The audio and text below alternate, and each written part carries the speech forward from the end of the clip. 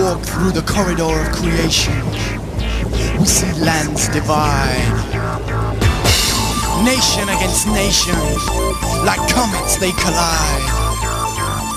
And we pray for the unseen to be seen by the eyes of man, when heaven and earth are hand in hand.